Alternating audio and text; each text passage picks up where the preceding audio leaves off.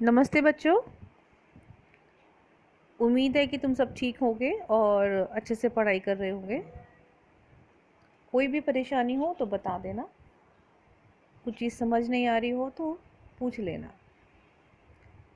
ये हमारा विज्ञान का कक्षा 8 का पहला पाठ है, विज्ञान एवं तकनीकी के क्षेत्र में नवीनतम प्रगति। आपने कक्षा 6 में पढ़ा था दैनिक जीवन में विज्ञान, मतलब रोज के दिनों में या रोज हम क्या क्या इस्तेमाल करते हैं जो हमें विज्ञान ने दिया है। कक्षा 7 में पढ़ा था आपने मानव जीवन और प्रौद्योगिकी कि मानव की जो हमारी मनुष्य की जो ज़िंदगी है वो किस प्रकार से आसान हो गई है विज्ञान की वजह से। अब हम पढ़ रहे हैं कि इसकी वजह से किसी देश को क्या क्या उपलब्धताएं मिल रही हैं, वो कैसे कैसे आगे बढ़ रहा है। तो ये हमारा पाठ है विज्ञान एवं तकनीकी के क्षेत्र में नवीनतम प्रगति। सबसे पहले बात करें अगर हम, तो संचार के क्षेत्र में संचार मतलब किस प्रकार से हम मनोरंजन कर रहे हैं, अपनी बात अपने से दूसरे तक कैसे पहुंचा रहे हैं। अगर हम बात करने के लिए बोल रहे हैं तो मतलब फ़ोन की हमारे को आवश्यकता है। हम फ़ोन से बात कर रहे हैं बहुत आराम से, बहुत जल्दी से। पहले केवल छोटे छोटे जो फ़ोन होते थे उससे हम बात कर पाते थे। अब हमारे हाथ में जो स्मार्टफ़ोन एंड्रॉयड फ़ोन है, इससे हम एक दूसरे की शक्ल देखते हुए भी बात कर सकते हैं, जिसको कहते हैं कि वीडियो कॉल। इसके बाद आता है हमारा कंप्यूटर। इसी में कंप्यूटर पहले बहुत बड़े बड़े हुआ करते थे, पूरे पूरे रूम में, पूरे पूरे कमरे में की जगह घेरते थे। अब तो छोटा सा कंप्यूटर है, लैपटॉप के नाम से आपने सुना है, वो बैग में रखो कहीं भी लेके चलो। और लैपटॉप तो क्या, उसको पीछे छोड़ो, अब तो मोबाइल हाथ में है। ये भी एक छोटा सा कंप्यूटर है हमारे हाथ में, बहुत सारे काम कर देता है चुटकी बजा के। ईमेल, ईमेल कहते हैं कंप्यूटर में या लैपटॉप में या फ़ोन में ही आपने चिट्ठी लिखी एक और उसको भेज दिया, उसको कहते हैं ईमेल।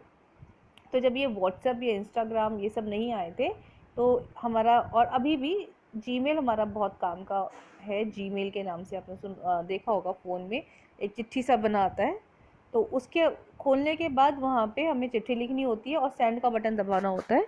उससे वो चिट्ठी तुरंत की तुरंत जिसके पास हमें भेजनी है वहाँ पहुँच जाती है। तो ये हमारे को संचार के क्षेत्र में बहुत मदद करी है प्रौद्योगिकी ने।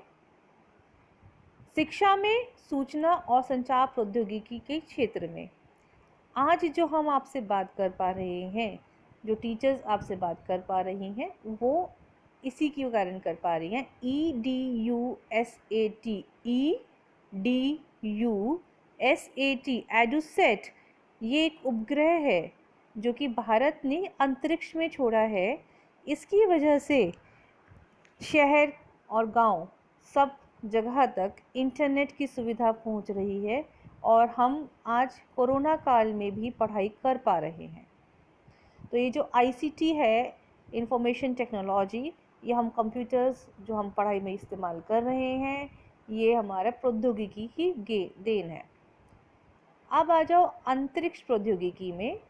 भारत ने बहुत सारे उपग्रह अंतरिक्ष में छोड़े हैं, ये भी हमारी प्रौद्योगिकी की वजह से हो पाया है। नाम आपने पढ़ा है, सुना भी है, ISRO, इसरो, जो हमारे भारतीय अनुसंधान संस्था है इसरो।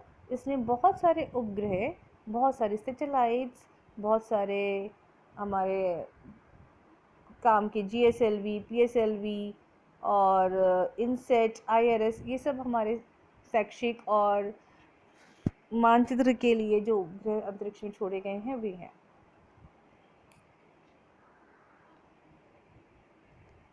अब ये जो लाल रंग से लिखा है इन्हें भी जाने, सबसे ऊपर आ जाओ। अंतरिक्ष में पहुंचने वाले पहले व्यक्ति कौन थे? तो सबसे पहले अंतरिक्ष में पहुंचा था वो इंसान था यूरी गगरिन। पहले भारतीय थे राकेश वर्मा।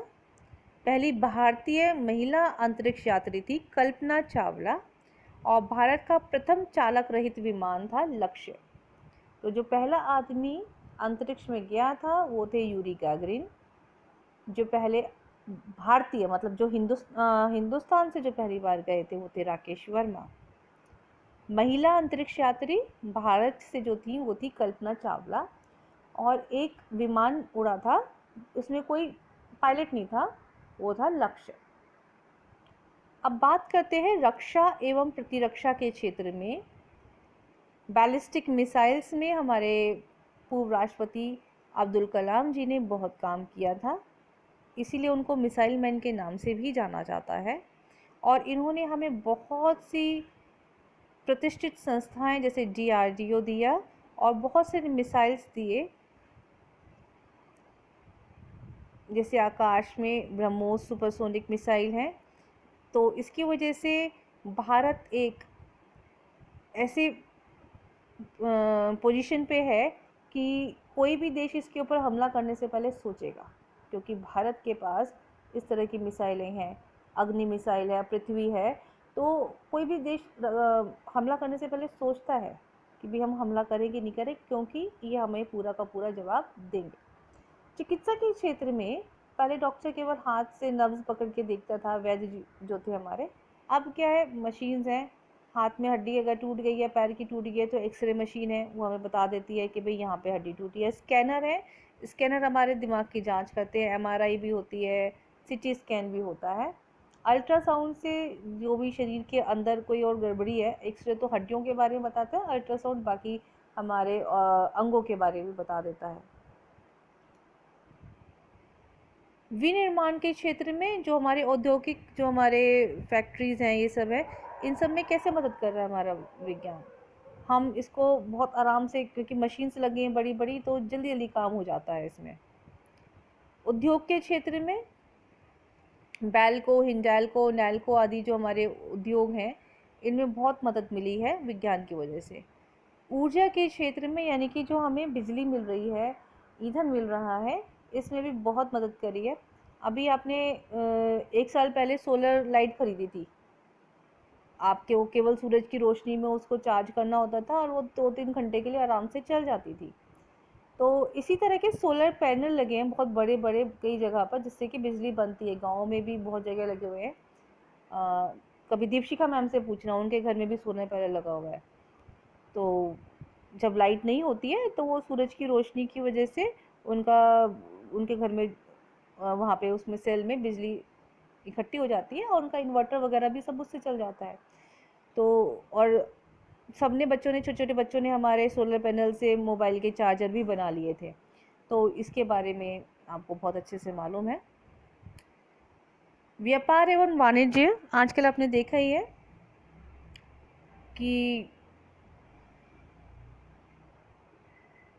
पहले हम पैसे देते थे, सिक्के चलते थे, नोट चलते थे। अब वो छोटे छोटे कार्ड चलते हैं, जिसमें ATM में जाके मशीन में पैसे मशीन में लगाया, पैसे निकाल लिए। ऐसे किसी का बिल देना है तो वो ATM कार्ड लगाया उसमें, उसको उसने उसमें पैसे भरे, इतने पैसे काटने हैं, वो उसमें से निकल जाते हैं। ये मशीन दिखा रखी है, उसी के लिए है ये देखो, इसमें कार्ड लगा देते हैं, जितना पैसा चाहिए उतना इसको दे दिया, उसमें भर दिया, अपना पिन डाला, और वो निकल जाते हैं पैसे, उसके पास पहुंच जाते हैं। ई गवर्नेंस के क्षेत्र में मतलब हम इंटरनेट को हम कैसे इस्तेमाल कर रहे हैं।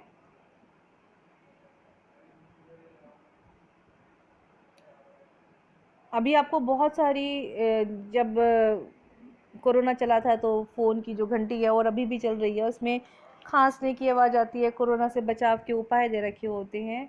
तो ये जो सरकार की जो स्कीम है, ये आप तक पहुंचाने के लिए ई गवर्नेंस का बहुत बड़ा रोल है।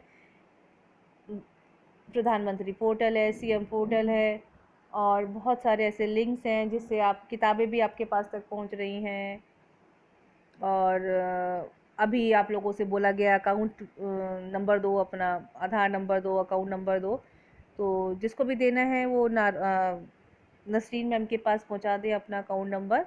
तो इससे क्या है कि क्योंकि गवर्नमेंट ने स्कीम निकाली है कि आपका जो थोड़ा बहुत पैसा है वो आपके अकाउंट में पहुंच जाएगा। तो अपना अकाउंट नंबर ज़रूर दे के आना नसरीन मैम को। और ये सब एक ई गवर्नेंस का ही भाग है। ये पार्ट तुम्हारा यहाँ ख़त्म हुआ बच्चों, और इसके बाद मैं तुम्हें इसके साथ साथ एक यूट्यूब का लिंक दे रही हूँ। उस लिंक को ज़रूर खोलना और उसको देखना, क्योंकि उसमें फ़ोटो के माध्यम से यानी कि चित्र के माध्यम से तुम्हें ये पूरा पाठ समझा रखा है और अच्छे से इसको समझ लेना।